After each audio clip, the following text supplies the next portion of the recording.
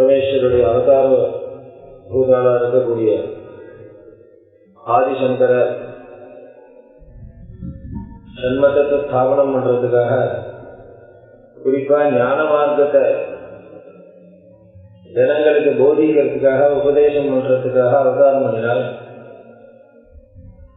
ஞான மார்க்கத்தை அவதாரம் பண்றதுக்காக தட்சிணாமூர்த்தி அவசரமா இருக்கக்கூடிய பகவத்பாதர் தன்னுடைய ஒரு நிலையிலிருந்து இறங்கி தன்னுடைய ஒரு குணங்கள்லாம் மாற்றிட்டு லோகத்துல அவதாரம் பண்றார். தட்சிணாமூர்த்தி அவசரத்துல இருந்தபோது மௌனத்தை அவலம்பிச்சார். மௌனமா இருந்து எல்லாருக்குமே உபதேசம் பண்றார். மௌன வியாக்கியா பிரகடித பரபிரம்ம தத்துவம், மௌனத்தினாலேயே பரபிரம்ம தத்துவத்தை போதனம் பண்ணிட்டு இருக்கார் தட்சிணாமூர்த்தி ஸ்வரூபமா. கனகாதிகள்லாம் சிஷ்யனா இருந்து சிரவணம் பண்ணிட்டு இருக்கா. அப்படிப்பட்டவர் எத்தனைக்கு எத்தனை மௌனமா இருந்தாரோ அத்தனைக்கு எத்தனை நிறைய பேச ஆரம்பிச்சிட்டார். ஆதிசங்கரராக அவதாரம் பண்ணும் போது அதிகமான உபதேசங்கள், வாதங்கள் பண்ணி அத்வைதத்தை ஸ்தாபனம் பண்ணி அப்படி பிரச்சாரம் பண்ணினார். மௌனமாக இருந்து ஞானோபதேசம் பண்ண வேண்டிய அவர் நிறைய பேச ஆரம்பிச்சு ஞானோபதேசம் பண்றார். ஞான மார்க்கத்துக்கு ஆதாரமா இருக்கிறது பக்தி மார்க்கம் அப்படின்னு அவர் புரிஞ்சுட்டு, ஞானத்துக்கு ஜனங்களை திருப்பணும்னா முதல்ல பக்தி மார்க்கத்துல அவர்களை ஈடுபடுத்தணும். மனசு சகுணத்துல ஈடுபட்டாதான் அப்புறம் நிர்குணத்துல புரிய வைக்க முடியும் மனசுக்கு அப்படிங்கிறத தெரிஞ்சின்ற அவர் சகுணோபாசன ரூபமான பக்தி மார்க்கத்தை ஜனங்கள்கிட்ட ஸ்தாபனம் பண்ணினார். அதுக்காக பலவிதமான கிரந்தங்கள், ஸ்தோத்திரங்கள் நிறைய பண்ணியிருக்கார். ஞான மார்க்கம் வேற, பக்தி மார்க்கங்கள் வேற. ஞானங்கிறது நிர்குணோபாசனம், பக்தி மார்க்கம்ங்கிறது சகுணோபாசனங்கள். ஞான மார்க்க பிரதிபாத்தியமான பரபிரம்மத்துக்கு கரகரணாதி அவயவங்கள்லாம் கிடையாது, நாமரூபாத்மகமான சேட்டைகள்லாம் கிடையாது, அவித்யா சம்பந்தம் கிடையாது. ஆனா பக்தி மார்க்க பிரதிபாத்தியமா இருக்கக்கூடிய தேவதைகளுக்கு கரகரணாதி அவயவங்கள்லாம் உண்டு. அதுக்கு சத்வரஜ சமோகுணாதி குணங்கள் உண்டு, நாமரூபங்கள்லாம் உண்டு. இருந்தாலும் முதல்ல சகுணத்துலதான் மனசு ரமிக்கிறது. சகுணத்துல ஜனங்களை ஈடுபடுத்தினதுக்கு அப்புறம் நிர்குணத்தை ஈடுபடுத்தணுங்கிற ஒரு நோக்கத்தோட கூட நிறைய பக்தி மார்க்கத்தை பிரச்சாரம் பண்றார். அந்த பக்தி மார்க்கத்துல தேவதோபாசனா ரூபமான பக்தி மார்க்கங்கள், சண்மதம்னு சொல்லக்கூடிய கானாபத்தியம், கௌமாரம், வைஷ்ணவம், சாக்தம், சௌரம் அப்படிங்கிற இந்த சண்மதங்களை ஸ்தாபனம் பண்ணும் போது சாக்தம்னு சொல்லக்கூடிய மதம், சக்தியை பிரதானமா வச்சிருந்து உபாசிக்கக்கூடிய மதம் சாக்தம். இதுக்கேதான் வேற ஒரு பேர் உண்டு, ஸ்ரீவித்யா மார்க்கம் அப்படின்னு பேரு. சாக்த மதம் ஸ்ரீவித்யா மதம் என்று கூட சொல்லப்படுறது. இந்த சக்தி உபாசனைய நிறைய ஜனங்கள்கிட்ட பிரச்சாரம் பண்றதுக்காக தத்பரமான கிரந்தங்களை நிறைய பண்ற. ஸ்ரீவித்யா மார்க்கம்ங்கிறது பரம உத்கிருஷ்டமான மார்க்கமா இருக்கு. ஆத்மவித்யா, மகாவித்யா, ஸ்ரீவித்யா, காமதேவிதா, ஸ்ரீ சோடசாட்சரி வித்யா என்று கசின்யாதி வாக்தேவதைகள் சொல்லப்பட்ட பிரகாரம் வித்யாஸ்வரூபியா இருக்கக்கூடிய அம்பாள் வித்யாது ஸ்ருதிருத்கிருஷ்டா என்று ஸ்ரீவித்யா மார்க்கம், அம்பாளை உபாசிக்கக்கூடிய மார்க்கத்துல முக்கியமான பல கிரந்தங்களை பண்ணி ரகசியமான அர்த்தங்கள்லாம் வெளிப்படுத்துறார். இந்த ஒரு சாக்தமா இருக்கக்கூடிய உபாசனைகளை பிரதிபாதம் பண்றதுக்காக அவர் பண்ணின கிரந்தங்கள்ல முக்கியமான கிரந்தமா இருக்கிறது ஸ்ரீ பிரபஞ்ச சாரம்னு ஒரு புஸ்தகம். அபூர்வமான புஸ்தகம். நிறைய மந்திர சாஸ்திரம் என்று சொல்லுவார்கள். மந்திரம், தந்திரம், யந்திரம் எல்லாம் அம்பாளுடைய சொரூபம். அந்த மார்க்கத்தில் உடையதான உத்தமமான புஸ்தகம் ஸ்ரீ பிரபஞ்ச சாரம். அதுக்கு ஆச்சாரியார் அந்த ஒரு புஸ்தகத்தை ரச்சனை பண்ணி நிறைய மந்திரங்களை உத்தாரணங்கள் பண்ணி அதனுடைய பிரயோகங்கள் உபாசனா மார்க்கங்கள்லாம் சொல்றார். எப்படி பரசுராமர் ஸ்ரீவித்யா மார்க்கத்துக்கு ஒரு அடிப்படையாக கல்பசூத்திரங்கள்லாம் ரச்சனை பண்ணியிருக்காரோ அதே மாதிரி இவரும் பண்ணியிருக்கார். இருந்தாலும் அதுக்கு அடுத்த ரீதியில் இருக்கக்கூடிய கீழ்நிலையில உள்ள ஸ்தோத்திரங்களும் இல்ல, உயர்வான நிலையில இருக்கக்கூடிய ஸ்ரீ பிரபஞ்ச சாரம் மாதிரி உடையதான தந்திர கிரந்தங்களும் இல்ல. இது ரெண்டுக்கும் அவாந்தரமா இருக்கக்கூடிய புஸ்தகமாக தான் சௌந்தர்ய லஹரிங்கிற ஸ்தோத்திரம். இது ஸ்தோத்திரம் என்று சொல்லலாம், மந்திரங்கள் என்று சொல்லலாம். இது ஆச்சாரியாலே ரச்சனை பண்ணக்கூடிய ஸ்தோத்திரம்னு சொல்லல. ஆச்சாரியாலே பல ஸ்தோத்திரங்களை இயற்றியிருக்கார். ஆனா சௌந்தர்ய லஹரி ஆதிசங்கரர் இயற்றல. சௌந்தர்ய லஹரிங்கிறது யார் பண்ணினானே தெரியல. ஆனா ஆதிசங்கரர் அதை பிரகாசப்படுத்துறார். பூமியில சௌந்தர்ய லஹரி பிரகாசமானதுக்கு ஆதிசங்கரர் காரணம். எங்கேயோ இருந்ததான சௌந்தர்ய லஹரி ஸ்தோத்திரத்தை கொண்டு வர அப்படின்னு இதுல பல மதபேதங்கள் இருக்கு. ஆனா ஆதிசங்கரர் தான் இங்க பிரச்சாரம் பண்ணாருங்கிறதுல ஐக்கமத்தியம், எல்லாரும் ஒருமித்த கருத்துக்களை சொல்றார். இந்த சௌந்தர்ய லஹரி ஸ்தோத்திரங்கள் கைலாசத்துல இருந்ததாகவும் ஆதிசங்கராக இருக்கக்கூடிய பரமேஸ்வரர் ஆதிசங்கர அவதாரம் பண்ணியிருக்கார். அவரே கைலாசத்துல போய் பரமேஸ்வரர் தரிசனம் பண்ண போற. பரமேஸ்வரனே பரமேஸ்வரரை பாக்குற. எல்லா அவதாரத்திலையும் இது உண்டு. ராமரே பரசுராமரை சந்திக்கிறார். கிருஷ்ணர் பலராமரோட அண்ணா தம்பியா இருக்க. எல்லாம் அதே மாதிரி பரமேஸ்வருடைய அவதாரமா இருக்கக்கூடிய ஆதிசங்கரனே பரமேஸ்வரர்கள் போய் கைலாசத்துல போய் பரமேஸ்வரரை பாக்கிறார். அங்க பார்க்கும்போது அம்பாள் அந்த சௌந்தர்ய லஹரி அப்படிங்கிற அந்த ஸ்தோத்திர கிரந்தத்தை ஆதிசங்கர்கிட்ட கொடுத்ததாகவும் பரமேஸ்வரன் அனுகிரகம் பண்ணி சிவலிங்கத்தை கொடுத்ததாகவும் அம்பாள் சௌந்தர்ய லஹரி ஸ்தோத்திரத்தை கொடுத்ததாகவும் புராணத்துல இருக்கு. மார்க்கண்டேய சம்ஹிதை அப்படிங்கிற புத்தகத்துல இது இருக்குன்னு ஆச்சாரியார் சொல்றார். மகாபரிவா எங்க இருக்குன்னு இந்த கதை தெரியாது. ஆனா மகாபரிவா தெய்வத்தின் சொல்றா இந்த கதை மார்க்கண்டேய சம்ஹிதையில இருக்குன்னு சொல்றாரு. 5 லிங்கத்தை பஞ்சலிங்கத்தை கொடுக்கிறார். பஞ்சலிங்கத்தையும் வாங்கிட்டு இந்த சிவடியும் வாங்கிட்டு வர.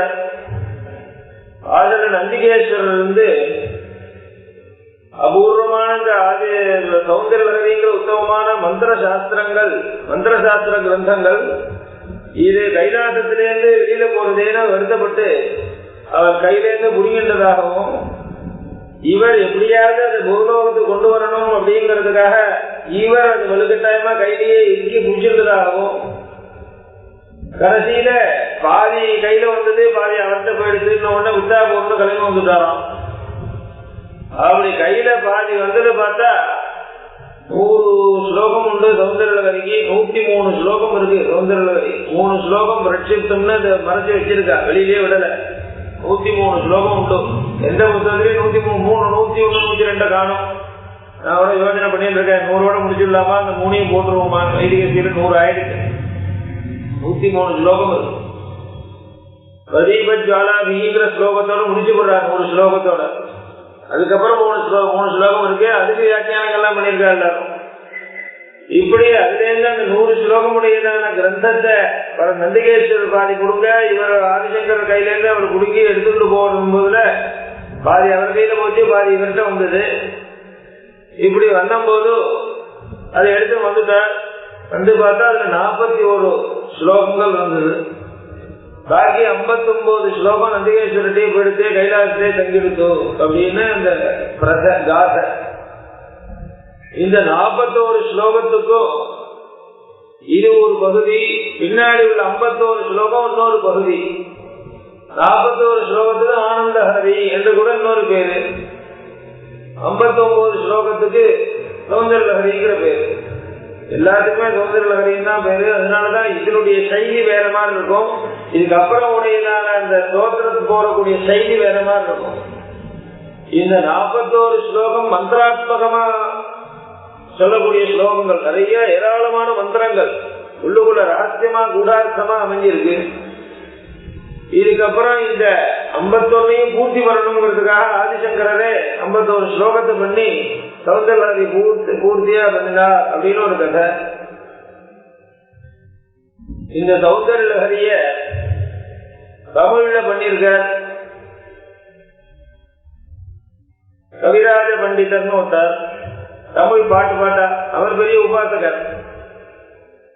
அவர் தன்னுடைய உபோத்காரத்தை சொல்றார், மங்கள முதல் பாட்டுல சொல்றார். அவர் இந்த சௌந்தரலஹரி மகாமேரு மலையில விக்னேஸ்வரனால கந்தத்தினால எழுதப்பட்டிருக்கு அப்படின்னு அவர் சொல்றார். இன்னொரு காசை இருக்கு. இது சரஸ்வதி தேவி இந்த சௌந்தரலஹரி ஸ்தோத்திரத்தை இயற்றினதா பரமேஸ்வரன் போய் சொன்னதாகவும், பரமேஸ்வரன் அதை பார்த்துட்டு நீ ஒன்னும் இது பண்ணல, ஏற்கனவே இங்க கல்வெட்டுல இருக்குன்னு ஒரு கைலாசத்துல உள்ள அந்த ஸ்தோத்திரங்களை சரஸ்வதி தேவி காமிச்சதாகவும் அப்படி ஒரு புராணம் சொல்றது. இப்படி ஏராளமான இது வந்த சோர்ஸ்ல எப்படி இருந்தாலும் பகவத் பாதால் தான் இதை பிரச்சாரம் பண்ணினாருங்கிறதுல விவாதம் இல்லை. அவர் அப்படி கொண்டு 100 ஸ்தோத்திரத்தையும் இப்படி பண்ணியிருக்கார். இதுக்கு வியாக்கியானங்கள், அத்தியுதமான வியாக்கியானங்கள் இருக்கு. எந்த கிரந்தத்துக்கும் பகவத் பாதால் பண்ணினதான எந்த கிரந்தத்துக்கும் இத்தனை வியாக்கியானம் கிடையாது. பிரம்மசூத்திரத்துக்கு கூட இவ்வளவு வியாக்கியானம் கிடையாது. பகவத்கீதைக்கு தான் நிறைய வியாக்கியானம், அது கூட இவ்வளவு கிடையாது. 36 வியாக்கியானங்கள் கிடைக்கிறது. இன்னைக்கு சௌந்தரலஹரிக்கு 36 வியாக்கியானம் கிடைக்கிறது. 10 வியாக்கியானத்தை ஒன்னா சேர்த்து புத்தகம் போட்டிருக்கா. இவ்வளவு குண்டு இருக்குது. அதுக்கு மேல உள்ள வியாக்கியானம் தனியா இருக்கு. அதுல முக்கியமா வச்சிருக்கிறது லட்சுமிதரன் ஒருத்தர் வியாக்கியானம் பண்ணியிருக்கார். அவருக்கு லல்லர்னு ஒரு பேரு. ரிஜாசாஸ்திரநாமத்துக்கு பாஷ்யம் எழுதின பாஸ்கர ராயர் இவரை அங்கங்க கோடிச்சு காமிக்கிற லல்ல பாஷ்ய உத்தம் அப்படின்னு சொல்லிட்டு இவர எக்ஸாம்பிள் அவர் பாஸ்கர ராயர் காமிக்கிறார். ஆனா லல்லர் லட்சுமிதரன்கிறவர் அதுதான் ரொம்ப பிராமணிகமா இருக்கு. ரொம்ப பெரிய உபாசகர் அவர். ஆனா செய்தியூர் சாஸ்திரிவா இங்க ஒரு சௌந்தரலஹரி போட்டிருக்கா. அதுல உபோத்காரங்கள், சம்ஸ்கிருதத்துல உபோத்காரம் உள்ள புத்தகம், பழைய புத்தகம். இப்ப வந்திருக்கிற ரீபிரிண்ட்ல அந்த உபோத்காரம் இல்ல. சம்ஸ்கிருதத்துல ரொம்ப நல்லா அவர் எழுதியிருக்கிற உபோத்காரம், பின்னாடி உள்ள பிரயோகமும் இதுல இல்ல. ரீபிரிண்ட் பண்ண தமிழ்ல போட்டிருக்காங்க. சம்ஸ்கிருத உபோத்காரத்தில் அவன் சொல்றார், லட்சுமிதரர் வேற பாஸ்கர ராயர் வேற இல்ல அப்படின்றது என்னுடைய அபிப்பிராயம். லட்சுமிதரர் தான் பாஸ்கர ராயர் அபரநாமதேயம்னு அவ சாஸ்திரியுடைய சித்தாந்தம். அப்படி லட்சுமிதரனுடைய வியாக்கியானம் ரொம்ப நல்லா இருக்கு. அதே மாதிரி சௌபாகிய பாஸ்கரன் ஒரு வியாக்கியானம், ரெண்டும் பிரசித்தமா இருக்கு. இது தவிர நிறைய வியாக்கியானங்கள்லாம் இருக்கு. ஒவ்வொருத்தரும் ஒவ்வொரு விதமா பண்ணிட்டு இருக்கா. நிருசிம்ம சூரிங்கிறவர் விஷ்ணுபரமா இந்த ஸ்லோகத்துக்கு அர்த்தம் பண்ற. அம்பாளையும் கோபாலன்னு சொல்லக்கூடிய கிருஷ்ணனையும் ஒன்னா சேர்ந்து கோபால சுந்தரி அப்படின்னு ஒவ்வொரு பாதுக்கும் விஷ்ணுபரமா வியாக்கியானம் பண்ணி அம்பாள் கோபால சுந்தரியாக, கிருஷ்ணருங்கிறவர் விஷ்ணுவனுடைய அம்சமா இருந்தாலும் ஸ்ரீ ஸ்வரூபம்னு அவருடைய ஒரு வாதம். கிருஷ்ணரோ ராமரோ அம்பாளுடைய அவதாரம்னா ராமகிருஷ்ணா அவதாரம்னு அவருடைய சித்தாந்தம். இப்படி ஏராளமான வியாக்கியானங்கள். மந்திர சாஸ்திரமா இருக்கிறதுனால ரகசியமாக பல அர்த்தங்களை கூடார்த்தமா வச்சிருக்கா. பல புரிஞ்சும் புரியாததுமாவே சொல்லுவா. ஜபமாத்திரத்தினால பலத்தை கொடுக்கக்கூடியது. பாராயணம் பண்ணினாலே போறோம். அர்த்தானுசந்தானத்தோட பாராயணம் பண்ணினா அதிகமான பலன். ஓரளவு சகுணார்த்தம் தான் நமக்கு புரியும். சகுண பிரம்மத்தை சொல்லக்கூடிய தேவதா ஸ்தோத்திரபரமாக இத தெரிஞ்சுக்கிறது தான் மனசு சீக்கிரம் ரமிக்கிறது. மந்திராத்மகமாகவும் அர்த்தங்கள்லாம் இருக்கு. அதை விட தேவதாபரமான ஒரு அர்த்தம் மனசுக்கு ரமிக்கிறதுனால அதை தியானம் பண்ணிட்டு பாராயணம் பண்ணினா அதிக பலன் கிடைக்கிறது. இன்னும் சில உபாசனா மார்க்கத்துல பிரயோகங்கள்லாம் சொல்லப்பட்டிருக்கு. இந்த ஸ்தோத்திரத்தை எப்படி எல்லாம் பிரயோகம் பண்ணலாம், என்னென்ன காமனைக்காக யூஸ் பண்ணலாம் சொல்லியிருக்க. இத்தனாவத்தி பாராயணம் பண்ணணும்னா அந்த பிரயோகங்கள் நிறைய சொல்லியிருக்கு. இவ்வளவு பெருமைகள் இருக்கு. அம்பாளுடைய உபாசனைங்கிறது எதிவா பஷ்டிமன் ஜென்ம எதிவா சங்கரஸ்வயம் ஏனைவ லப்யதே வித்யா ஸ்ரீமத் பஞ்சதசாட்சரி. கிடைக்கவே கிடைக்காது. அம்பாளுடைய உபாசனை உண்டு.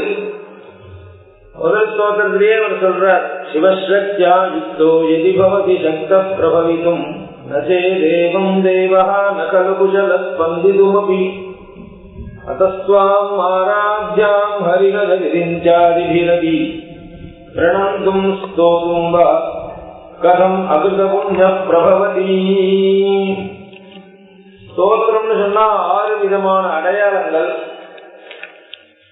ஸ்தோத்திரம் ஷட்விதம் ஸ்தோத்திர லட்சணம் என்று சொல்லப்படுறது. ஸ்தோத்திரம்னா 6ல ஒரு அடையாளம் இருக்கணும்.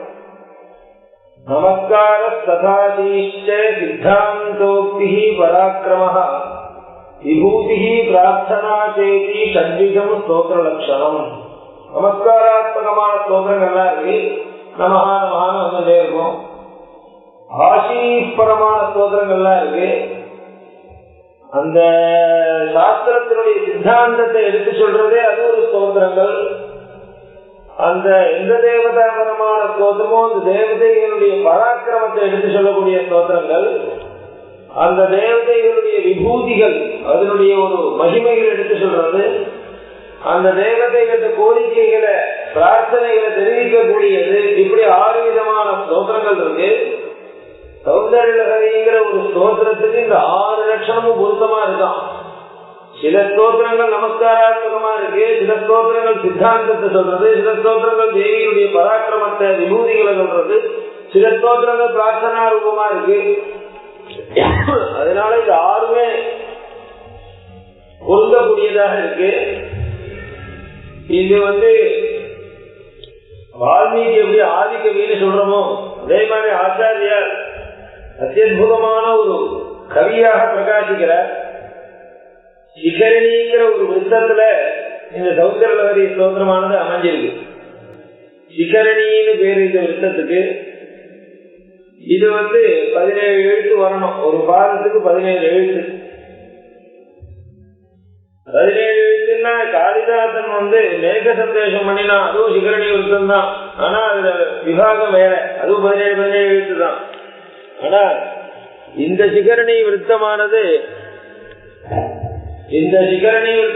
6, 11 பிரிக்கணும்.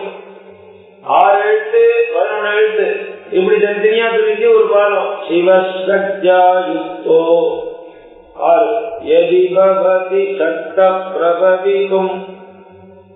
எண்ணி பார்த்தா கரெக்டா துல்லியமா வருது. அதனால இந்த சிகரணி விருத்தம்ங்கிறது ஸ்தோத்திரத்துக்கெல்லாம் சிகரமாக இது இருக்கு அப்படிங்கிறதுக்காக இந்த விருத்தத்தை அமைச்சிருக்காலும் தோன்றது அப்படின்னு சொன்னார். இப்படி இந்த ஸ்தோத்திரத்தை கைலாசத்திலேருந்து கொண்டு வந்த அதே போல இந்த பஞ்ச லிங்கத்தையும் ஆதிசங்கரை கொண்டு வந்திருக்கார். பரமேஸ்வரர் 5 லிங்கத்தை அனுகிரகம் பண்ணி கொடுத்தாரு இல்லையா? யோகலிங்கம், யோகலிங்கம், முக்திலிங்கம், மோட்சலிங்கம், வரலிங்கம்னு பேர். அந்த லிங்கங்கள் தான் அங்கங்க ஸ்தாபனம் பண்ணியிருக்கார் சிஷ்யர்களுடைய மதத்திலேன்னு மாதிரி சங்கர விதியை சொல்றது. யோகலிங்கத்தை காஞ்சிபுரத்துல நம்ம ஆச்சாரியார் பூஜை பண்ணிட்டு இருக்காலே யோகலிங்கம்.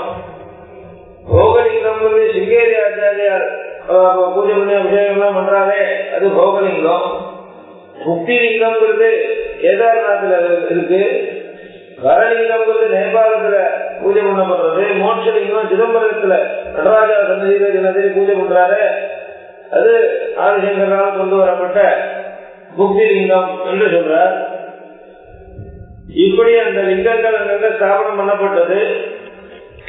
ஸ்தோத்திரங்கள்னு பார்த்தா சௌந்தரலஹரி சிவசப்தத்தோட ஆரம்பிக்கிறது. ஒரு ஸ்தோத்திரத்தை ஆரம்பிச்சாலோ புத்தகத்தை ஆரம்பிச்சாலோ மங்கள ஸ்லோகம் பண்ணி ஆரம்பிக்கிற வழக்கம்.